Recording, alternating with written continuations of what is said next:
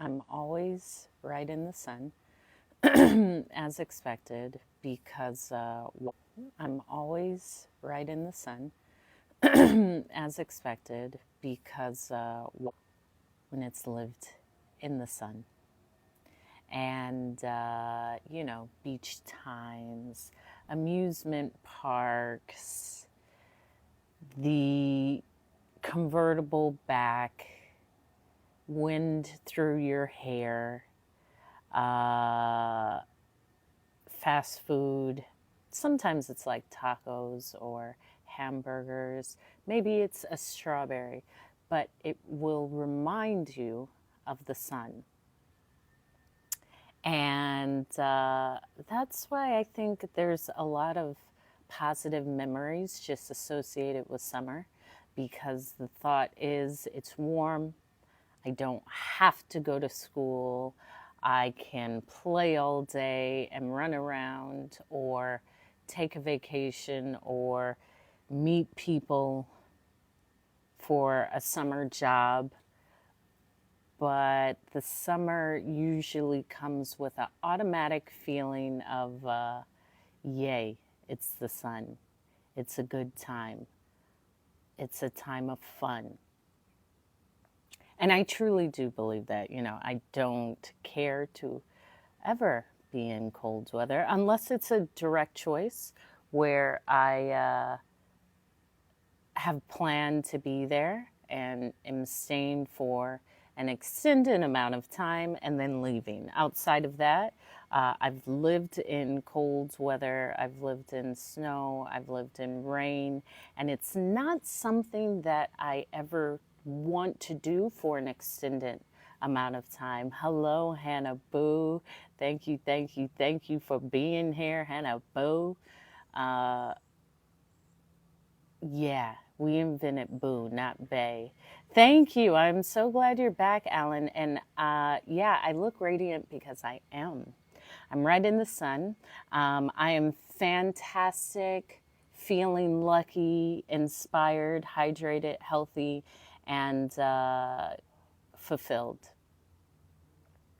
And I journal that in the morning. I am radiant. My skin is radiant. My skin is clear, like I speak that into me. And I take this speaking journey very seriously, where I get to control the direction of my day.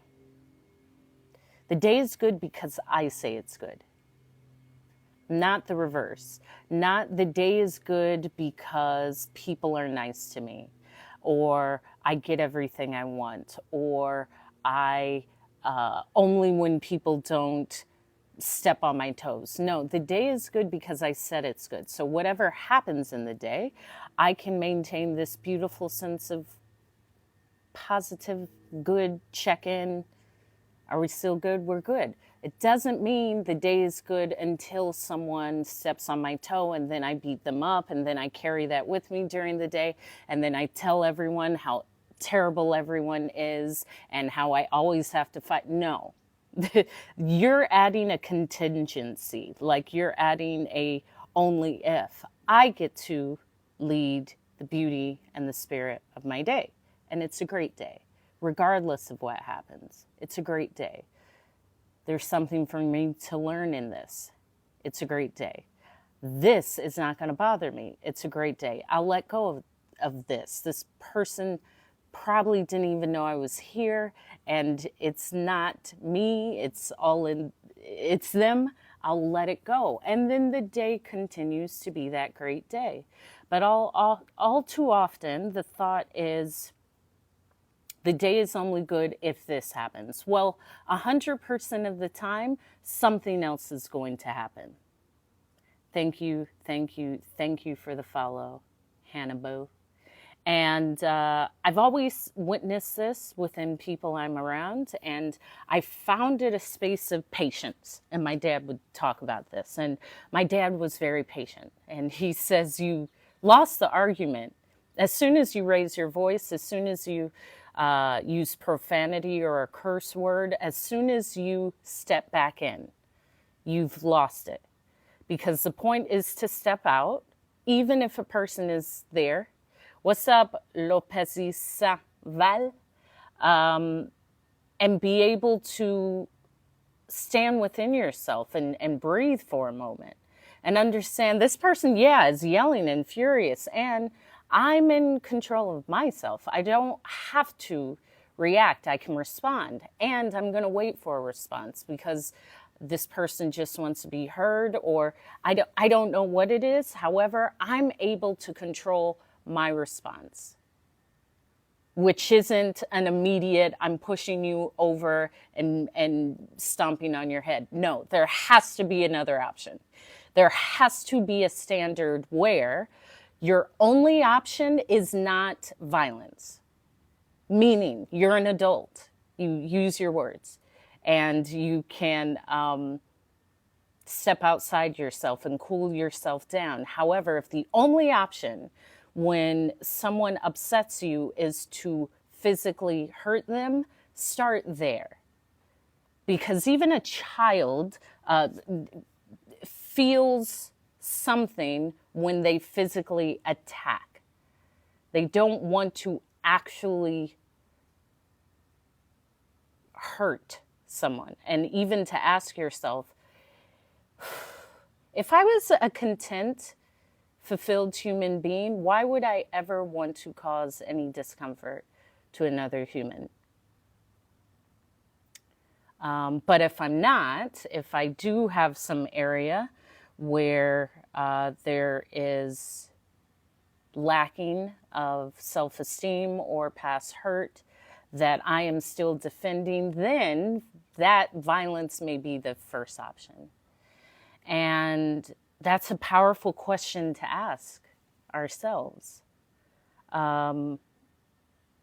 This is why nothing gets to me, but also being a flight attendant, listen, nothing's going to get to me. I have a great life. I'm going to work this flight, get off, go to a beautiful, beautiful, beautiful, beautiful hotel that is compensated by the company. I'm paid to eat and explore and do whatever I want for the next 36 hours, 18 hours, 27 hours.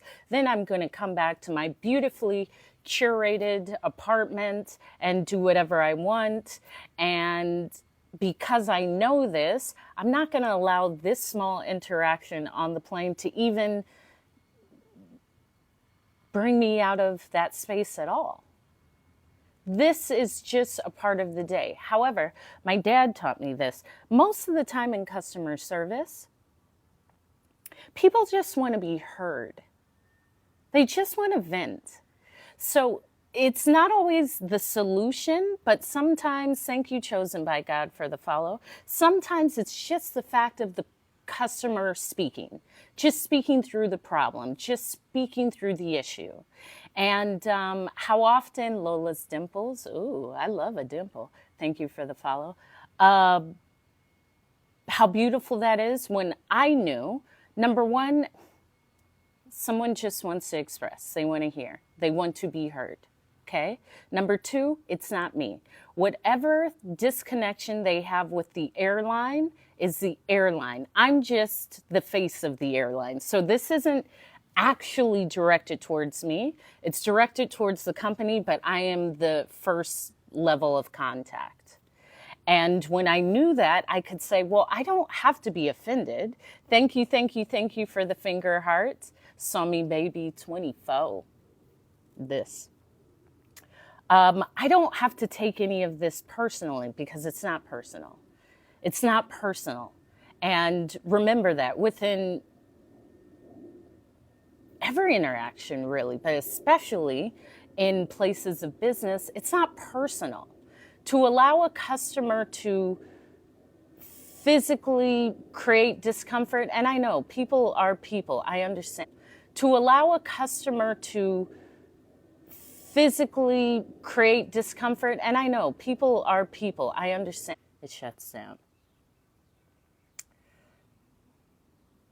And what was my talking point?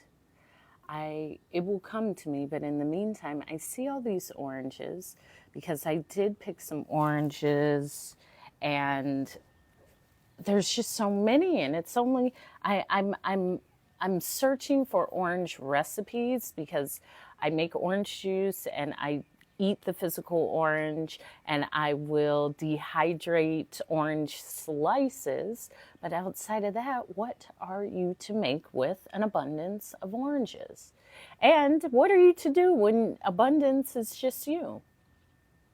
Meaning, at any given point in time, you always have more than you need. You always have more than you need. And I'm reminded of that with the oranges, because that is one sign of abundance. I have a bunch of oranges.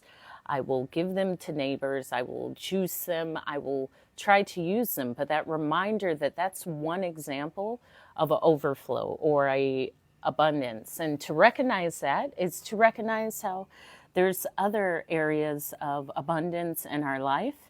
And sometimes the focus is on financial abundance, and the other sources of abundance are not always felt the same way. Time abundance, health abundance, friend abundance, just like comfort abundance. I like comfort, and I know that there's places that are not comfortable because I've traveled to like my sister's houses and it's uncomfortable for me. Or some people who, our level of comfort is different. And I like my comfortable sheets and pillows and blankets and a certain level of comfort. But that's not to say someone who doesn't like a pillow isn't comfortable. We just have different ways of describing our levels of comfort. And to know that is to know that everyone's different, and to remember that everyone is different.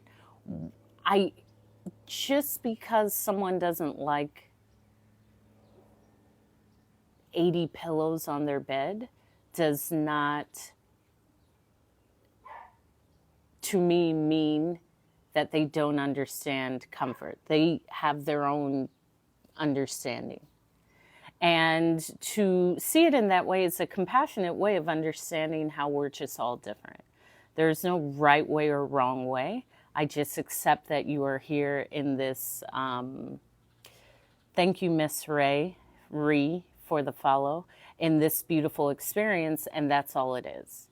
Like, I can just be in a space where I am not looking to judge or correct another human being. I am just seeking to be in the presence of another human, which can be seen in a miracle itself without the need of judgment. And that's helpful, because if you choose to pinpoint the things that do not align with you, life usually doesn't turn into the most glorious of experiences, because you can always find something to speak negatively about. And I talked about this in my earlier live, of just the choice to be that radical and not say anything negative. Like, this doesn't have to be negative. I can just choose to label it differently, or I can choose to look at it differently, or I can choose not even to put that much energy into it. There's also that. Take your energy away. I never understood girls who would say, like, I have to call him. But do you understand how quickly I forget about people? I've never had a problem not calling someone. How do I look so young? It's because I live a great life. Specialized king. A good life in the sun, that's why. Drink water. Tan by the pool or the beach. I take hikes. I love my mother. I eat fruit.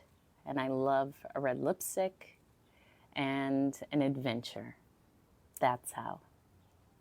So yeah, the concept of I can't not call him. Girl, listen, yes you can. If I don't want to call you, I just said in my mind, I'm not calling you. I'm not going to, what's up, Joy for Life, call or think about calling. I just divert my energy away, and I know it is. It is. I feel really good. I do, especially today. There's a lot of great things happening, and the TED Talk was fantastic. You can go see it. If you click my link in bio, it is the first link, or go to YouTube and just put Hope TED Talk Emergency Landing, and it was fantastic. That was my gift to myself last year. Yeah, if I'm not calling, I'm not calling. I have a very strong sense of follow through and willpower, and no one's that important for me to call. Thank you, Specialized King. And I say that in the true belief that I am my favorite. And I believe if we see ourselves as that, there's certain behaviors that you wouldn't even care to be around. I haven't had too many cases of inconsistency, and I'm directing this, I guess, with dating. I choose really great partners. I had a great father, so I'm aware of a partner and a great example of a man. However, I've lived my life and created what I want. So even though I had the example, then I've tested my own set of, and I don't even have a set. I'm just open. I'm just open to life and love. But I've never had the problem not calling or texting. That's never a problem for me. I just won't. And unless the other person does, then we just won't be talking. But I really haven't had that happen. I have to say, when people tell me some of their stories, I don't deal with these types. Like I'm in a, no, that doesn't really, those stories don't really happen to me. I can tell you that. And that willpower of saying, I will do this. Not, I'll only do this if I believe I can do it. Or I'll only do this. I'm going to go back into the sun.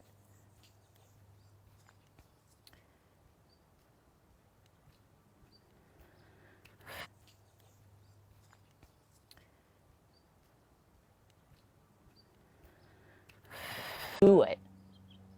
And that willpower can direct our lives in beautiful directions.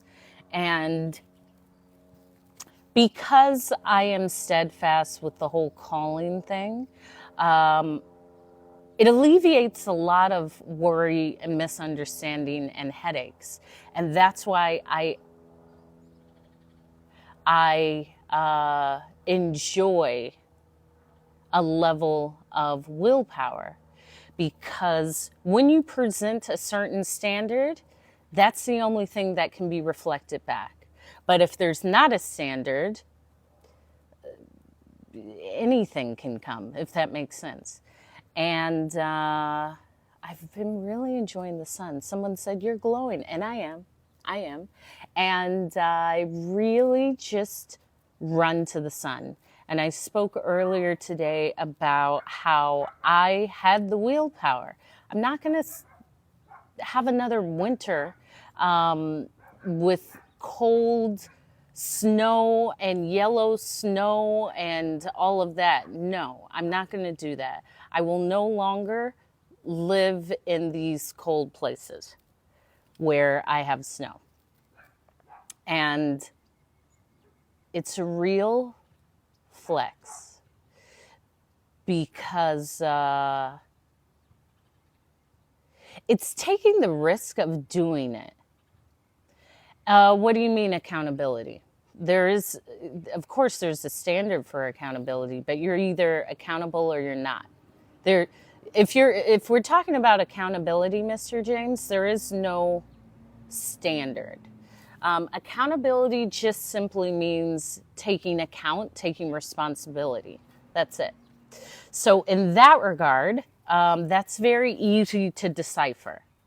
If you broke a glass and people saw you break the glass, but you say you didn't break the glass, it's pretty present that you're not holding yourself accountable. You're not holding yourself responsible. You are not. So there's no wavering. There's no one or the other. It's pretty black and white.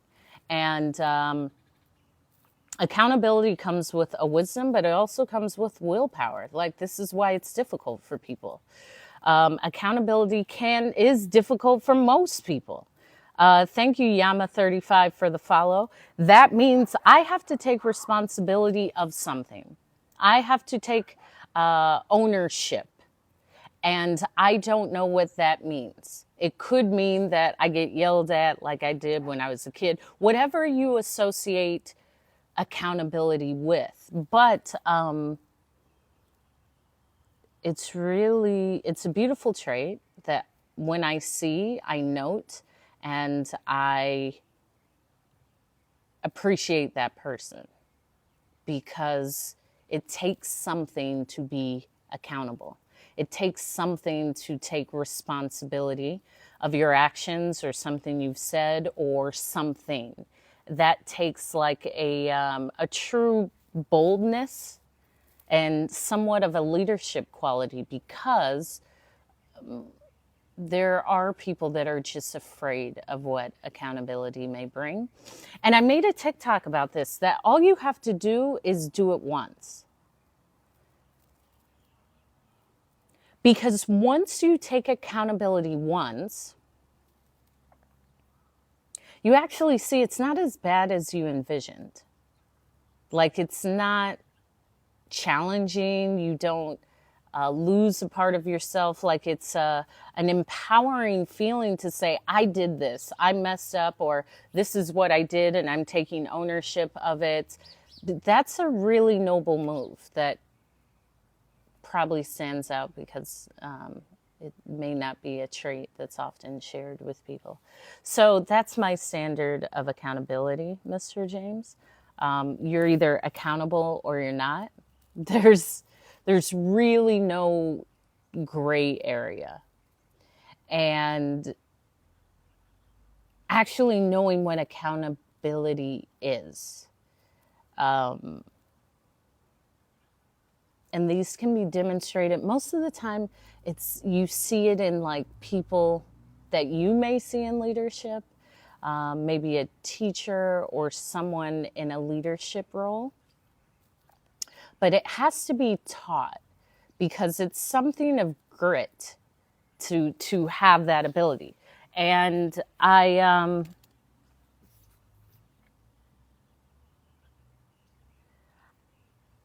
see the beautiful challenge of accountability, especially in the sense of like, yeah, I can own that. I can own that I did that. I can own that I built that, or I can own that I messed up, or whatever. That's a really sexy trait. It's a really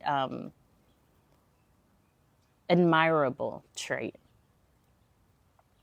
And we love admirable traits like integrity and accountability and the ability to hear more than what's being said, and with communication of others, to be an effective communicator is to hear and see more than what people say and do. Because with speaking, it's a lot. It's a lot of different components. When people speak, their body language may tell a story. Their tone may tell a story, whether their tone rises or falls, or the cadence, if someone is speaking very, very fast compared to someone who may hold their words or take pauses, take time to think, even posture. When you look at someone leading, they're typically erect and tall and abs tight and looking at you. And it's just the opposite for someone who may not have that confidence in themselves. They may try to shrink or just become small as a space of comfort for them. And this is only known, again, if you're taught. If you're not really taught this, you're not looking out for how someone's communicating with you. You're just listening to what they say. And how just that skill may make us better speakers, better talkers, better communicators, better friends, because we may be able to adapt a space to truly communicate with who we're speaking to. And my dad would always say the biggest lie is treat everyone the same, because you don't. The way you speak to a 5-year-old isn't the way you speak to a 55-year-old. The way I would speak to someone in a language outside of English may be completely different than someone who English is their third language. But that's an intelligence and that's a thought to just be aware of. I tailor my communication to each person, or me. And that means to pay more attention. And by paying more attention, it could just be listening more. Because a lot of y'all aren't listening. You're hearing, you're formulating what you want to say, you're building your story, but actually listening is a skill where you're not formulating what you want to say back, you're not being triggered, you're truly just in a space of, I'm listening to this person. I am listening. I'm listening, I'm processing, I'm not thinking about lunch or my snack or dinner, I'm listening. And then there's levels to that. I'm listening with my ears. I'm listening with my eyes. Is this person appearing to be upset or sad or uncomfortable? And learning that is the beauty, to be able to craft your message better for that person, or understand maybe this person is going through something difficult. And I find that that is the beauty of communication, because we're always saying more than what we say. But as I said, if you don't know, if you're not aware of what to see, it's just another conversation. And if we get to a point where we can see more than we can hear, and we can hear more than we can see, and we can kind of put that together, there may be a space of compassion. And with that would come just a bit more patience. Just patience with people. Especially with me, because you're not going to rush me. I don't know where this thing comes from with like being okay rushing people. It's not working. It does not work for me. I'm on my time. You definitely bend to my time. I don't bend to yours. And I go on my time without any expectation of something else. Because people will try to take your time and rush you, and you ain't rushing me. And I have some oranges right here. I left a whole bunch of oranges when I did my live the other day here with a mason jar and an orange juicer, because I love my fresh juice. Who doesn't?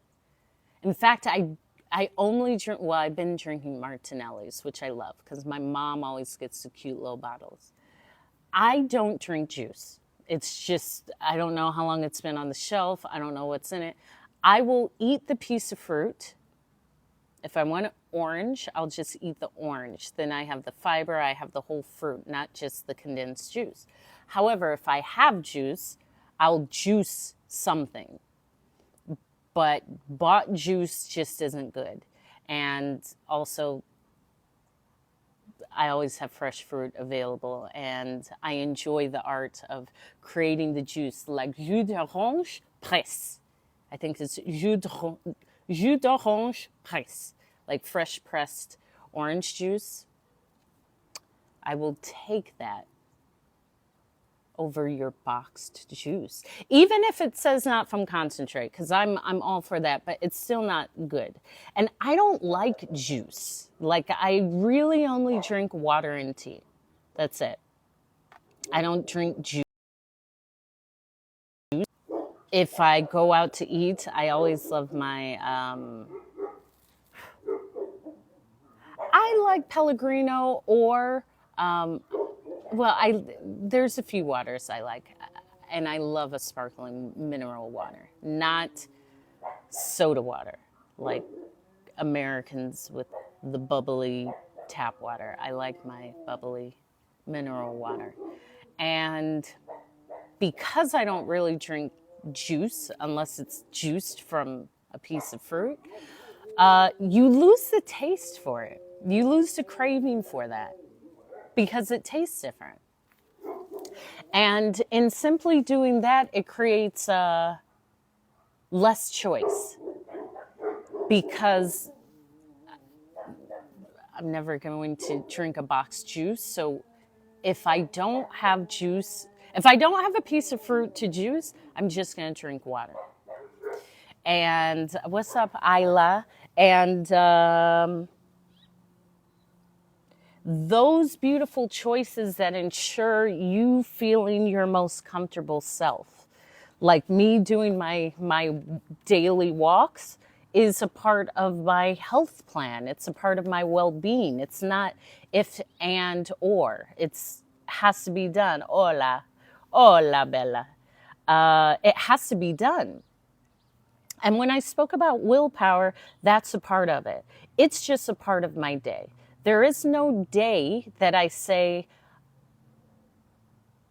moving my body will not benefit me. I know moving my body will benefit me, whether it's a walk or the gym or swimming or rollerblading or cycling, it's always going to benefit me.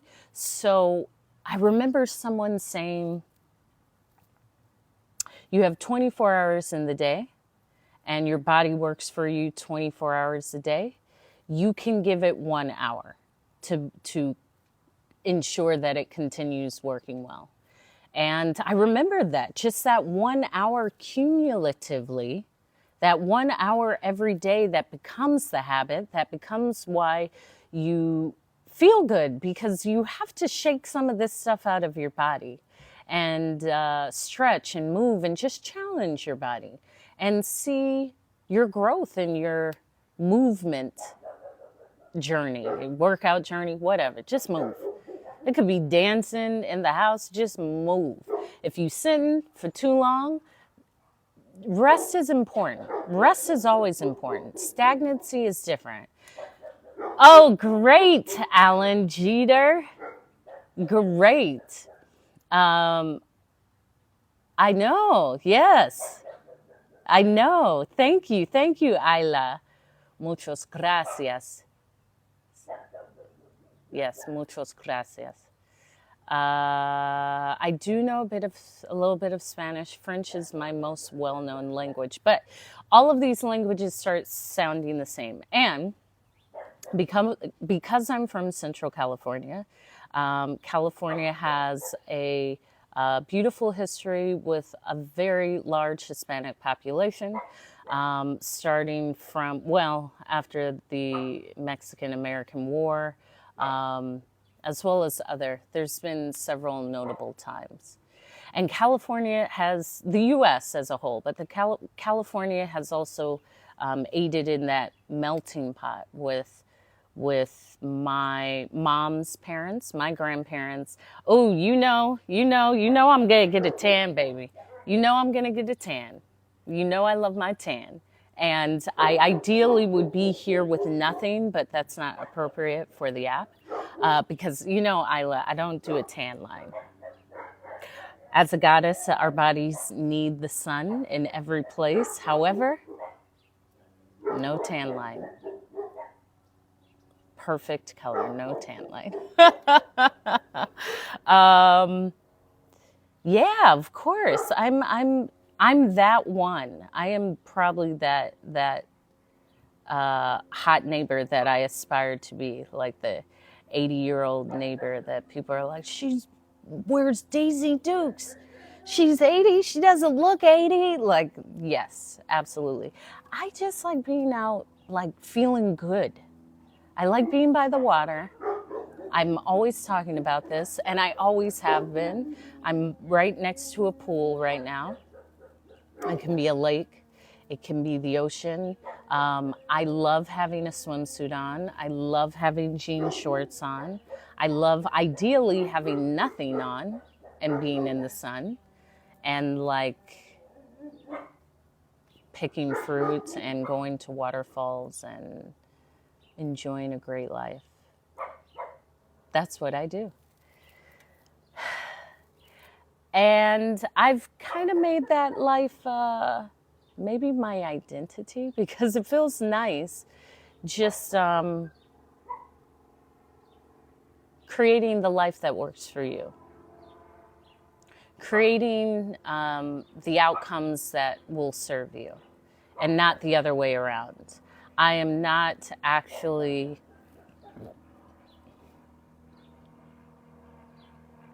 Well, I always said I wouldn't work in an office because I worked in my dad's office. And my dad said, because at different points he was an entrepreneur, you can create what you want. Of course. Daisy Dukes, of course. My vintage 7 jeans, I believe I got these jeans. These jeans are more than, they're closer to 12 to 15 years old. And I love my denim cutoffs. You know, it's a good vintage pair of worn cutoffs are integral for a great jet setting and hot weather lifestyle. Bright bikinis, good bikinis, multi-use. Like this is a top as well as a bikini top, so I love that. And I actually remember the story because, as I said, I'm, let's see, there's the pool. This is the backyard. And so there's a lot of fun times. Like this is a happiness hotspot. Because I remember having pool parties and splashing in the pool with my sisters and my mom bringing snacks or cherries or sandwiches or watermelons. So this is a really happy space for me. And it was always normal because it's warm to be in a bathing suit. And I have all sisters. And so I would always usually be in a bathing suit outside of like going to school and things. I would just have shorts on and a bathing suit. It's always been normal. And why not? You always look better in a bathing suit. You always look better with a tan. You always, like I love it. You see, I love it. However, I did not know that was normal. So I remember the first year when I moved to London. This was in 2008. Thank you for continuing to like and share the live. A friend of mine had, now again, this is in 2008. So 2008 isn't Alan G. What are all those hearts for, Alan Jeter 960? What are all those pink hearts for? Please describe.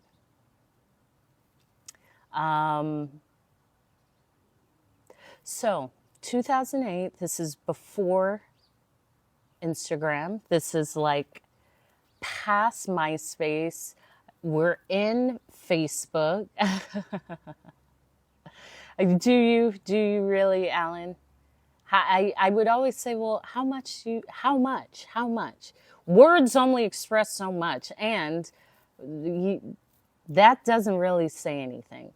Anyone could say they love me. You gotta show like this grand gesture. Look, I love you. Look what I did for you. Look. Otherwise, the word thank you. So 2008, prior to Instagram, This was after MySpace, during Facebook. And I had been living in Washington, D.C., which I moved to in 2006. That's when I moved from California. I was in California until 2006. 2006, I moved to Washington, D.C. June of 2008, I moved to London, England. And I moved to London, England because I transferred to the London Heathrow base.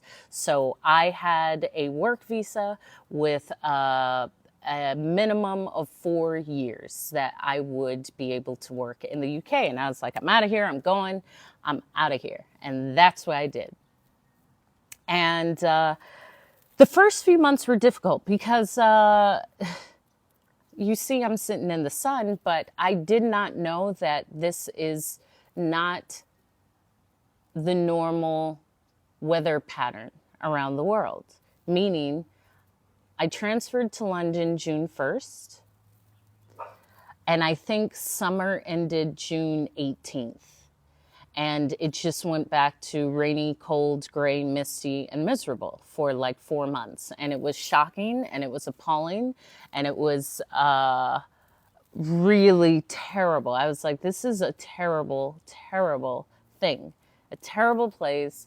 You don't know if it's 8 a.m. or 4 p.m. or 12 a.m. and it's cold. And I didn't see sun, and it was like, oh my gosh, I need my sun. So one of my beautiful girlfriends, who is Colombian, she was like, Hope, I have this friend. I had dated this guy who had worked for like higher up in the, let's say, the U.S. government. And his friend has contracts with embassies all over the world. So he lives in different countries for like 3 years at a time. So he had lived in Brazil, he had lived in France, he had lived in Jordan. He had different contracts all over the world. And he saw your picture and was like, who's your friend Hope? And I was like, well, I'm amazing. So this was about November time. It was a week out from my birthday. And he had been stationed and living in the Bahamas at the time, and was like, yo, I have this huge like 6-bedroom mansion. You and your friend come, I'll show you around. Like, you guys should come kick it. I was like, why not? You know? And we would always travel anyway. Me and my friend would always travel because we were both flight attendants, and living in London, especially in the fall and winter, you just travel to warm places because it is miserable. And so we decided to go to the Bahamas for that weekend. I think it was my birthday weekend. It was towards the end of Thanksgiving, November. Now, this is back when I used to drink the devil's brew, as my mom calls alcohol. She calls it devil's brew. But I'm a kick in the pants. I'm a great time. I love to have fun. So when we get on the plane, we're drinking. And most flight attendants are luscious.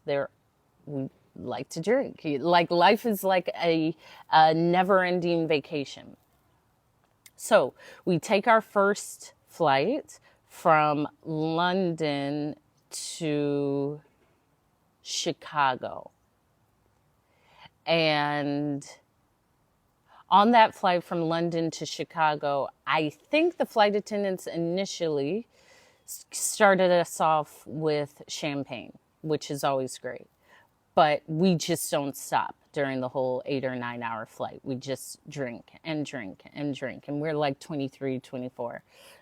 Both sitting in, I think we were in business or first class of the 777 Boeing. And this was like normal. Like, it was normal just to be on a 12-hour first class flight with your friend, getting really, really inebriated off of champagne and laughing and like having the absolute best time. It's like a weekly thing.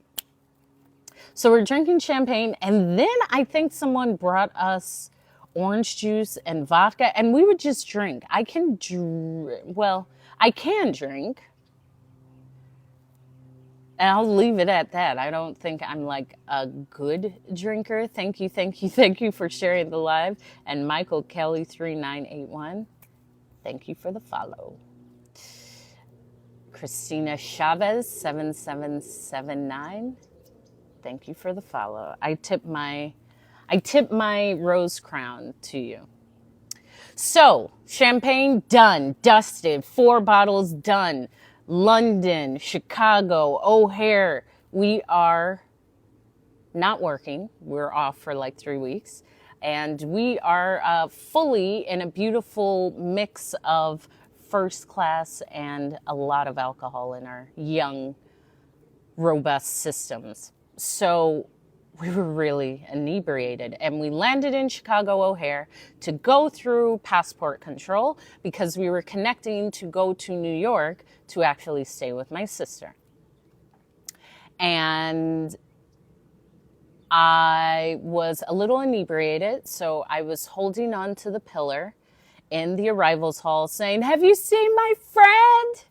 Have you seen my friend?" And now looking at it, I looked ridiculous. This is why I don't get embarrassed, because I've had many of these moments in my life.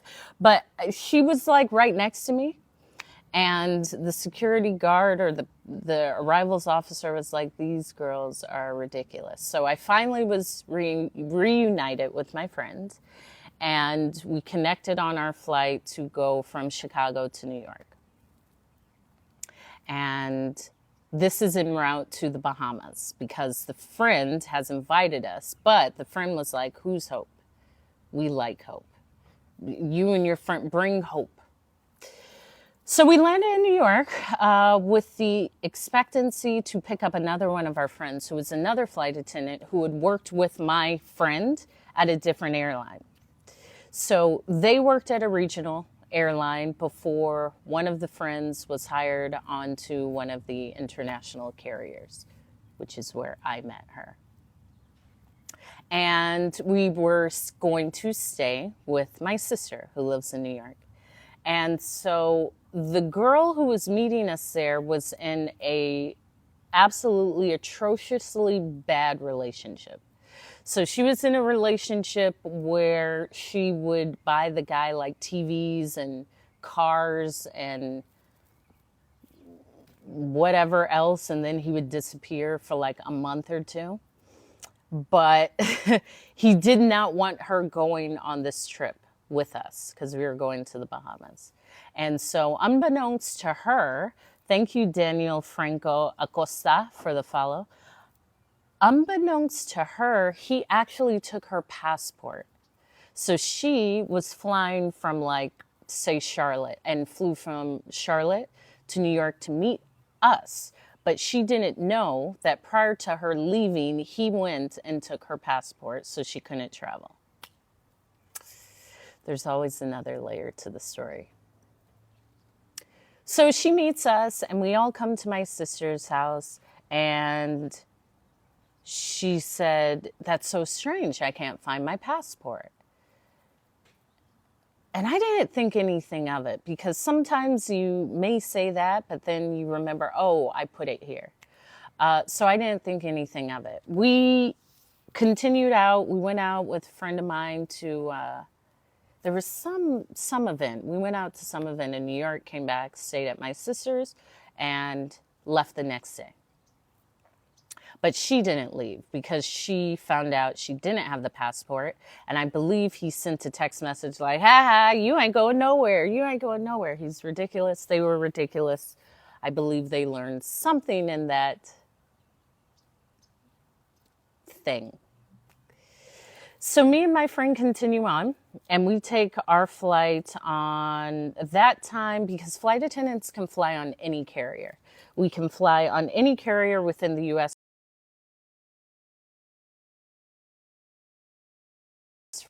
Sometimes there's a registration or a flat fee, but most within the U.S., all airlines we can fly on free of charge. And if it's international, there may be like a tariff or a tax, but it's nothing. So we flew on JetBlue because it had the most seats open going to Bahamas. And so we left, we get on our flight, or no, maybe it was US Airways. Either way, we would always let the flight attendants know, hey, we're flight attendants, here's some chocolate, we're pass riding and hanging out, so here you go, if you need us, we're here. That sets the bird call out, because then the flight attendants know, okay, there's some other flight attendants, we'll present them with a bottle of water, give them alcohol, whatever you need, we'll take care of you, because we do that within the industry. But that just means start pouring the alcohol. So immediately, orange juice and vodka is on our tray table, which I don't even drink. You know, I love my fresh orange juice. I don't really like that. But you just drink. And we're already, let's see, I believe we beautifully dressed before we took off. So we knew when we landed in the Bahamas, it's just a quick little touch up, lip gloss, we're ready to go. And we've had probably, I don't know, 4 to 6 drinks within that short flight. So we land, and her friend picks us up, waiting at the airport, really friendly, cool guy, and takes us around the island and shows us different locations and landmarks on the island. And he says, you know, let's go, let me get you guys something to eat. You flew in, let's go eat. So we ate at this beautiful place on the water, and this is in the Bahamas, and I got, you know, the island drink with the pretty cherry and the flag, the umbrella, all of that. You got to do that. You got to do that. A nice drink. Where did these cats come from? Do you see? Cats are going to take over the world. So as we were eating, he's talking to my friend. I excused myself from the table, and he says, you know, your friend Hope is so nice, and she's so quiet. And my friend's like, she's just getting started. You have no idea. But yeah, she is nice. She's not quiet, but okay. So we ended up finished eating, and we went back to this beautiful home and settled in. We showered, we changed, we went back out that night. We went to the club in Atlantis, like did all that fun stuff. Now, I'm thinking, because I started the story with, I'm used to waking up and putting on a bikini. I see no problem with that. I see that as a normal human behavior, as a normal outfit, and to be expected if you're in a warm, sunny place with beaches or a pool. That's just normal. And it was in this time that I found that that's not the norm for everyone.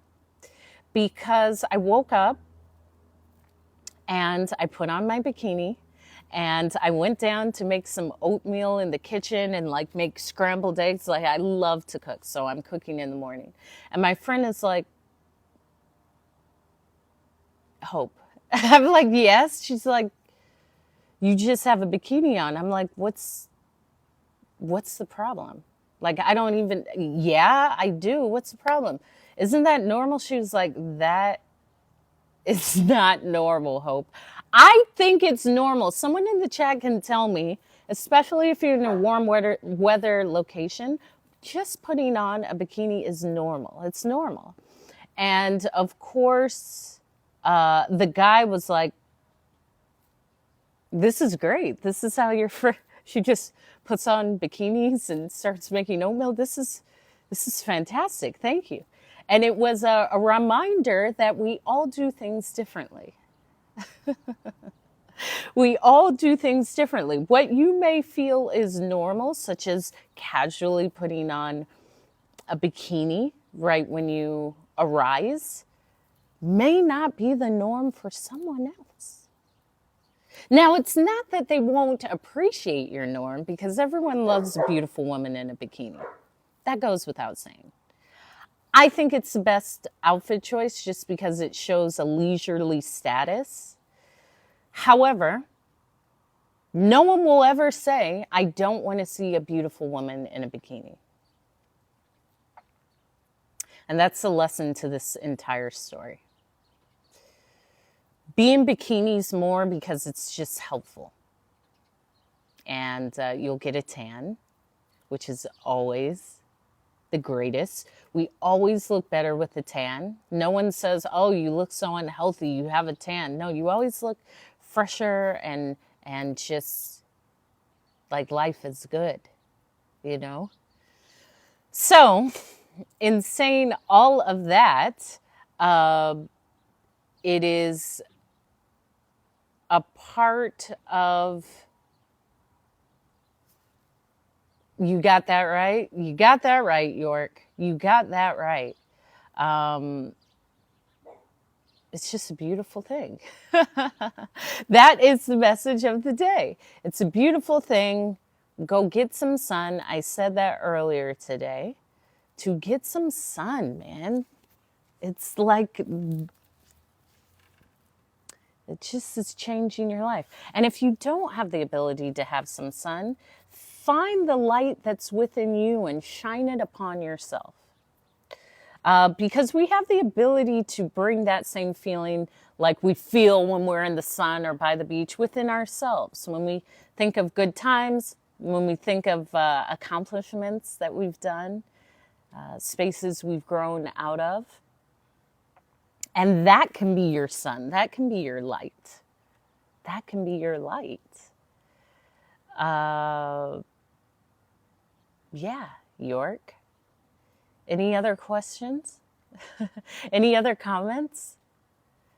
I'm just really fulfilled in such a not even uncertain time, but I've really seen the strength in myself with of course, but I don't that's the assumption for me. My normal is only my normal. Duh. If the belief is that you are enlightening me to something, I think the purpose was missed. And I don't want your kisses. I'm feeling absolutely fantastic. Look at me.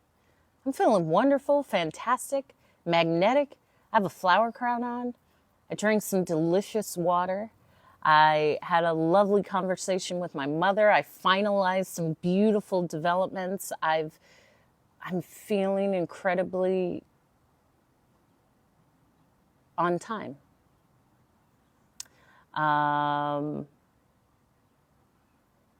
And so, with that, looks like my phone is low on battery. So I'm going to close this live. You know, I come on every day. I've been doing my morning walks on live. So catch my lives in the morning, set a notification because thank you, York. What am I magnetizing towards me? In fact, I'm not going to end this quite yet, but I need to charge my phone. So let me walk inside.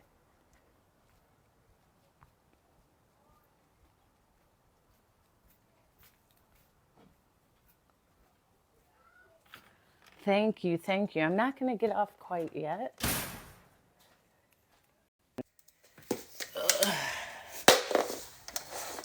Hold on. I'll be right back.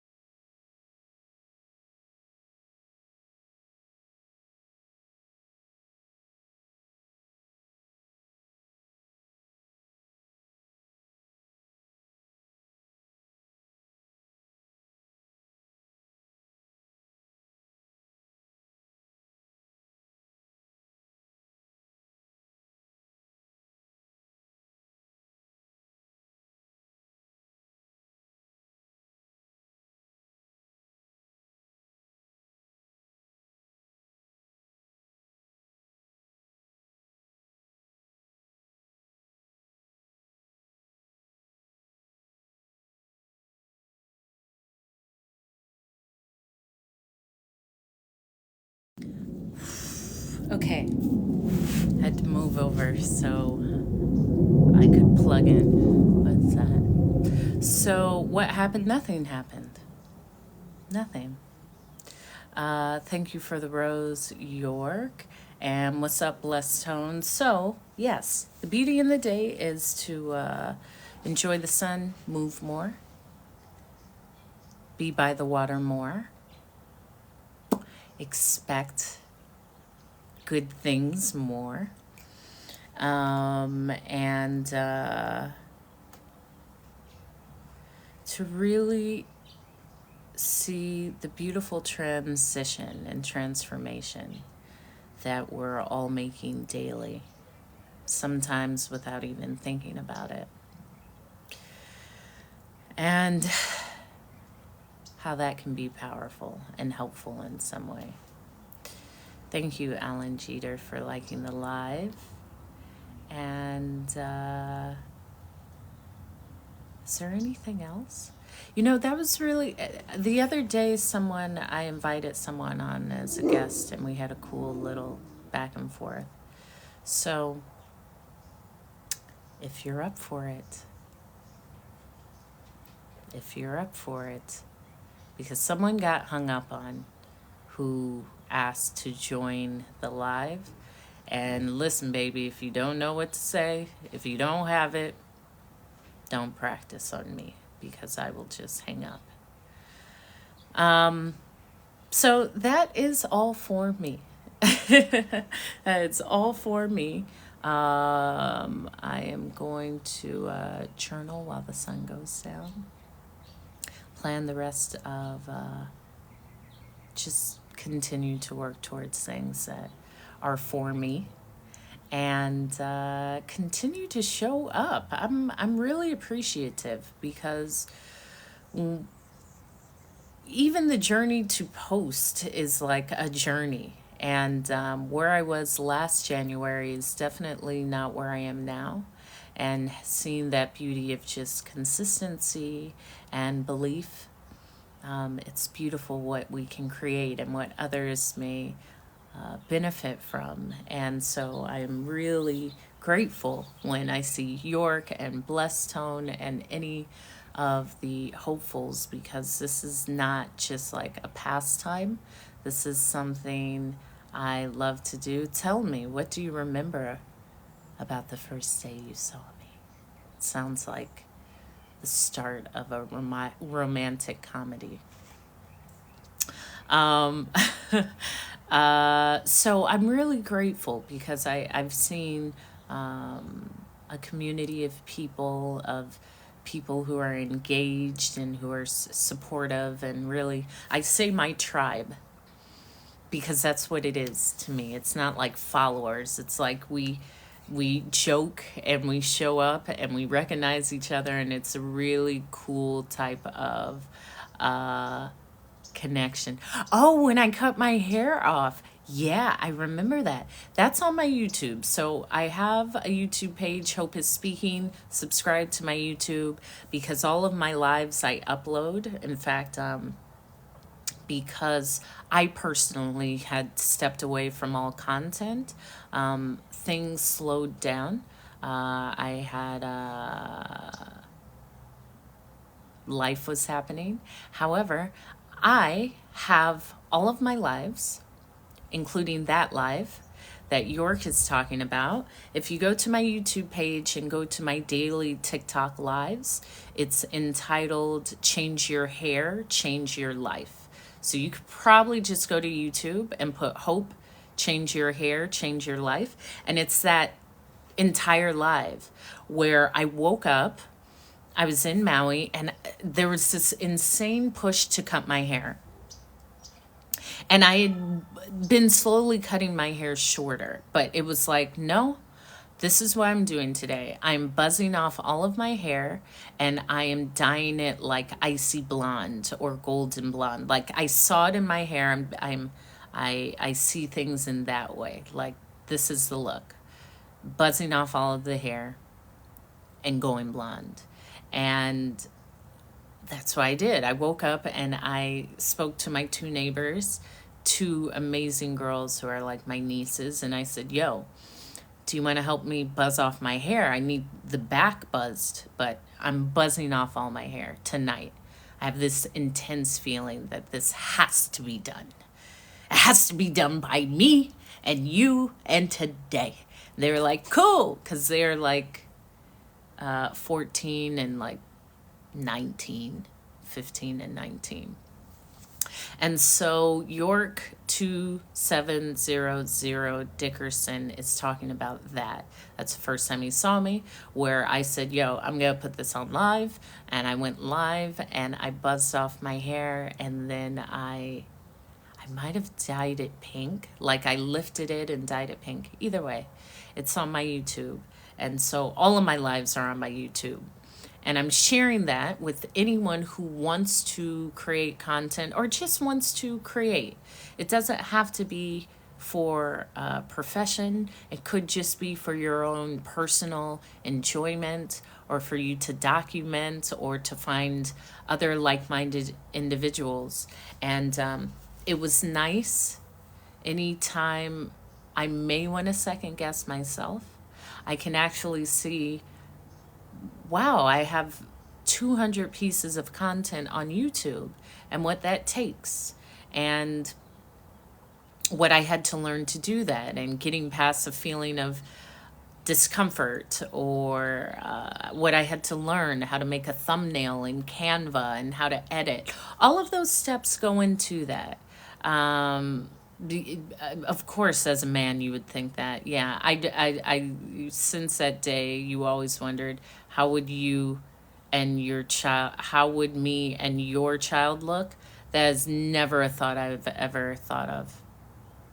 I don't really have that thought. Like, it's not a thought like, wow, he's so amazing, what would our kids look like? First of all, any child I have is amazing, beautiful, and just great.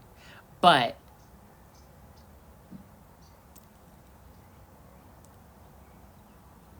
there's that part. There's maybe, yeah. Although I see that as I get, that's beautiful, yeah.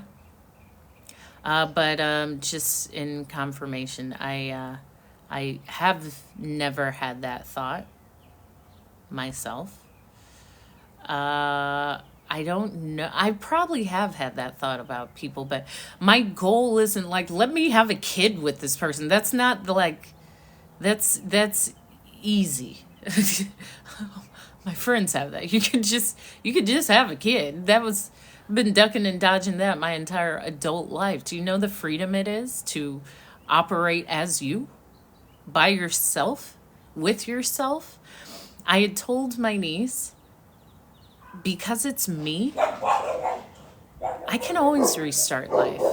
It's a little bit different when you have other entities, but a person who's just with themselves can always start life or restart life. They're not down too long. It's not like they have to rebuild and find a place for their kid. Man, no.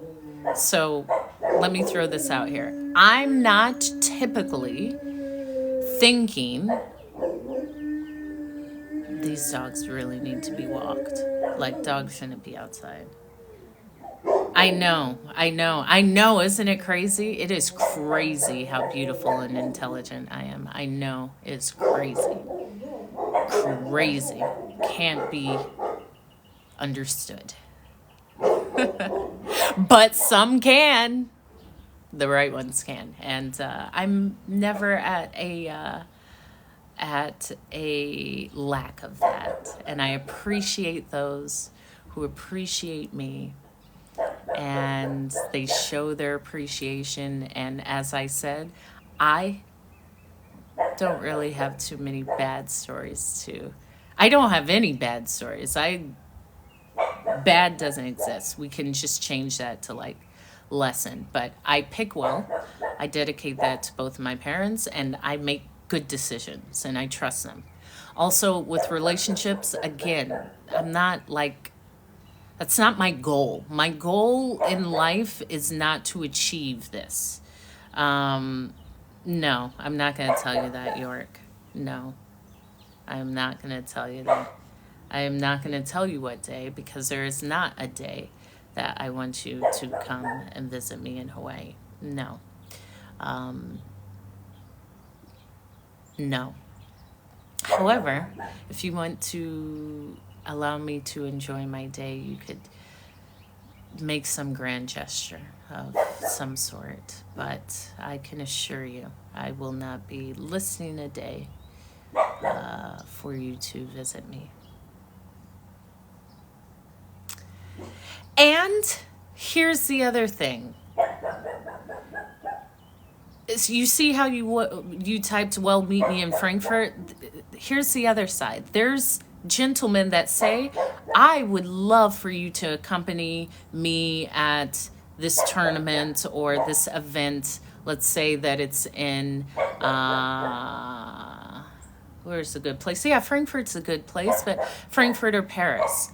What airline do you like to fly? I would love to get you a seat on the airline that you like to fly. You see how different that is than what day do you want me to meet? No. Actually, I'm being forward thinking. How do you like to get there? I'm going to meet you there, and I want you to arrive in your most comfortable state. That is a forward thinking person who's making a grand gesture, a pretty well-known effort. There's the difference. I see the difference. I know the difference. And there's that. There's a different language. And because I attract, I don't chase. This always comes to me with ease. I'm not ever telling a bad story about someone in life. There's something I learned, but there's a difference in the way that it is said. And that's all I'm going to say about that. And Europe right now is cold. It's really cold. Outside of the sales that will be happening, next month throughout France and like Italy,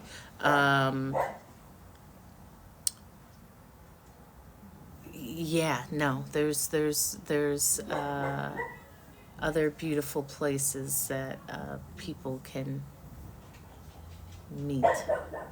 And the last time I was in Frankfurt, which was rightfully so for my TED Talk, because the TED Talk was in Karlsruhe.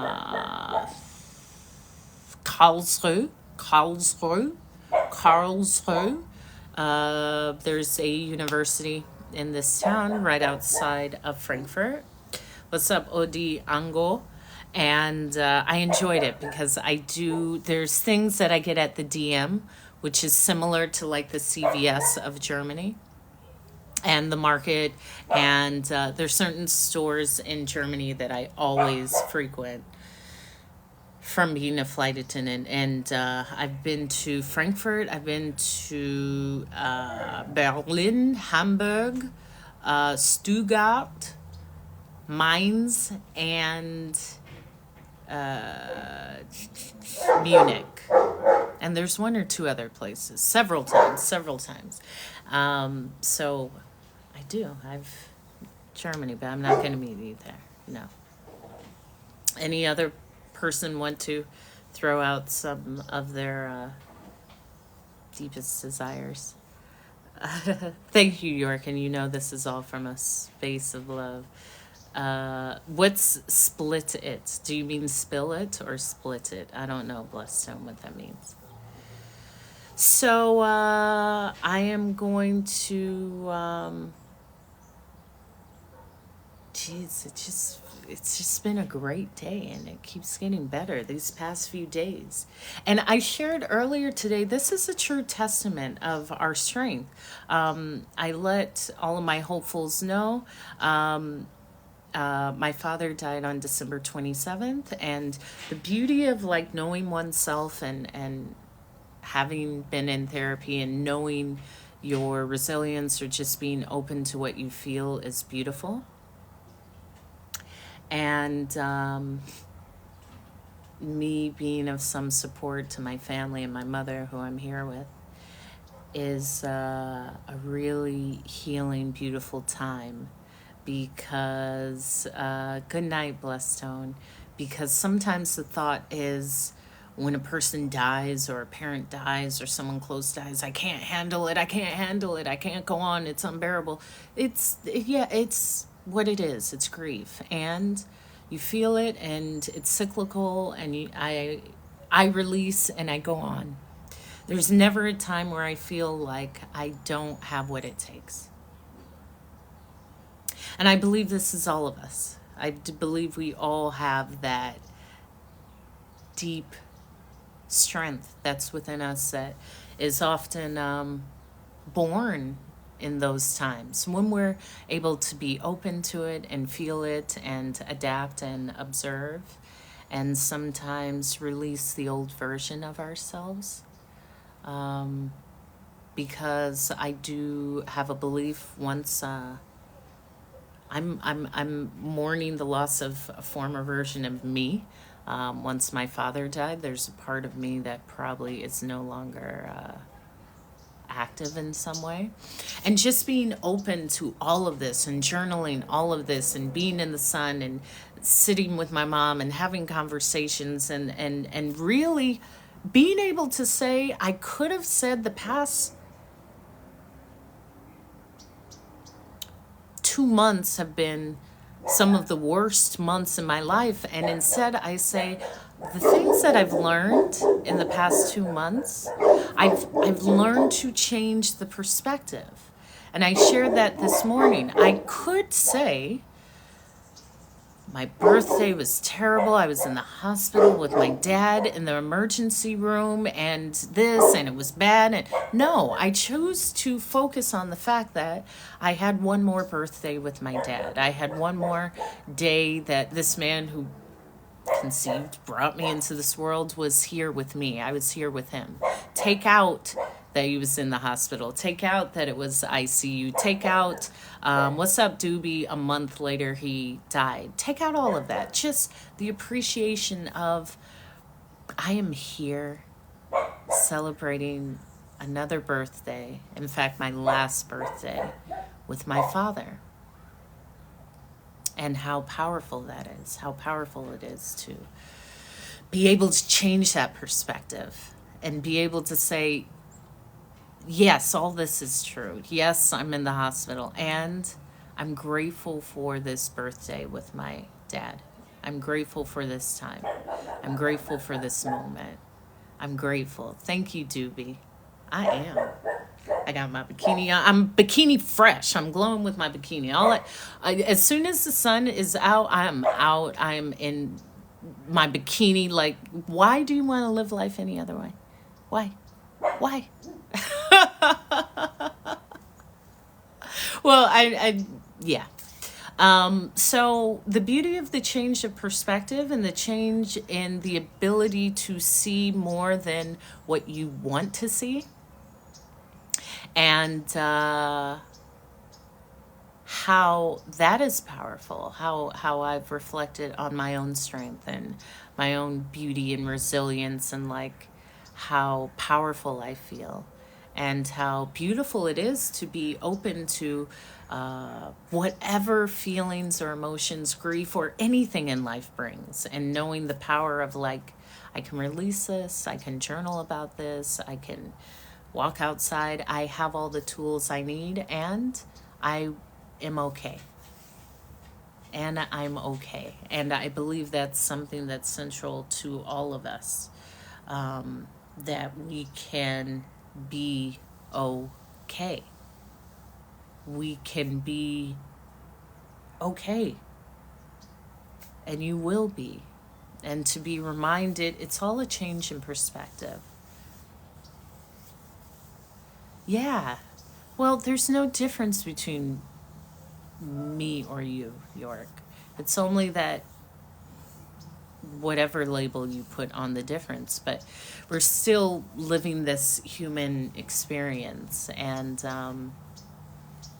how beautiful that is to know that you have that power, how we have that power when we're aware of it, and when we Really sink into it. And this can be in any way. This can be, thank you, Bobby Kelly. I love that. You are fantastically beautiful. And I feel even better than I look, baby. Okay? Knowing that the power is in your thought. You know?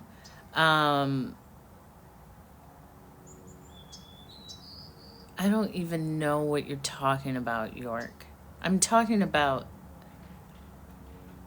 you can take liquid into a human being.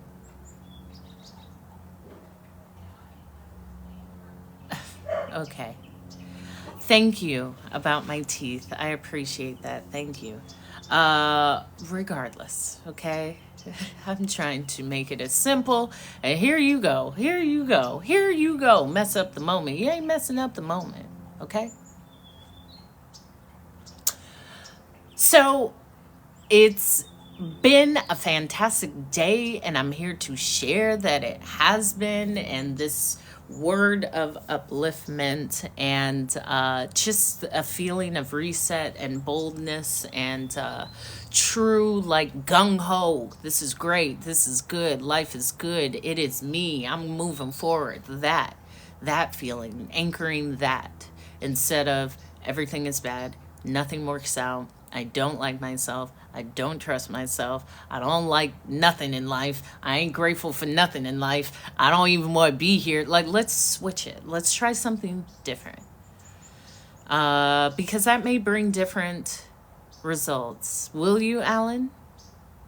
Will you see me tomorrow?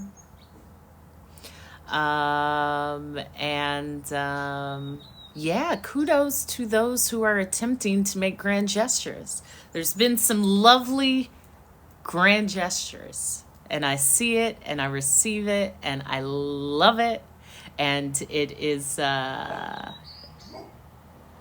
life is good. Life is very good, and always getting better, and, that's why I come and speak. So maybe you can feel like, wow, I saw this girl Hope with her flower crown, and then I'm so happy. That's a part of it. It's about just spreading the good word, a good message, uplifting message, a storyteller.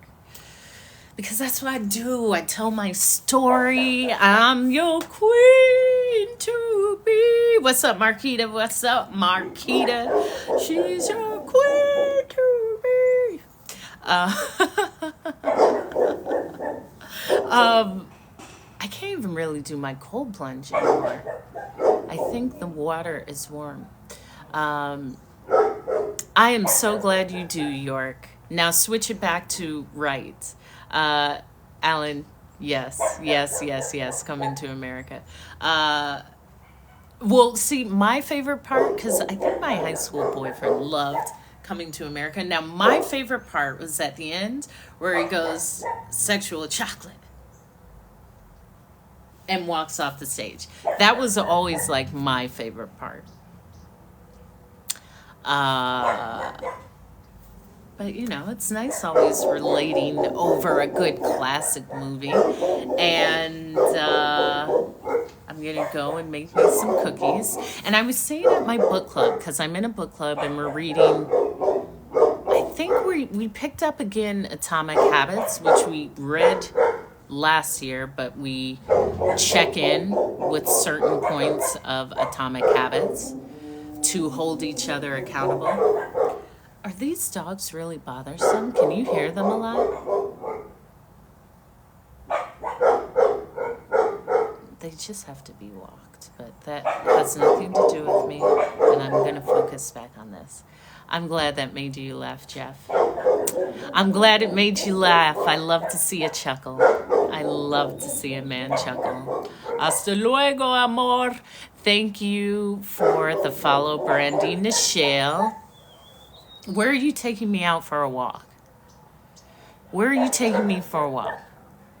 Is it a beautiful promenade? Is it like the Croisette in Nice? Like, where are you taking me for a walk? No. Unless it's beautiful. No. I'd go on a walk that's lovely with me. Antoine Bridges, thank you for the follow. I can't quite see the flag. What flag is that? It's not Haiti. What flag is this? Antoine Bridges. Yeah, what is a walk? What benefit do you add to my walk? If that can't be typed out, then no. Yeah, I thought that was Belize. Okay. Yeah, no. If it does not bring, my walks are perfectly okay. If you want to send a gift to help with the beauty of my walks, I'm open to that. Okay. Hi, James C. So that's it. That's it. I have the rest of my life to fulfill. So I close all of my lives with go subscribe to my YouTube, Hope is Speaking. I'm here daily. I speak on live. I'm here to enlighten you and to bring some happiness and joy. And thank you for the follow. Me just looking, but maybe a perspective shift. Maybe a lesson from a story I tell. Maybe something uplifting that has inspired your day.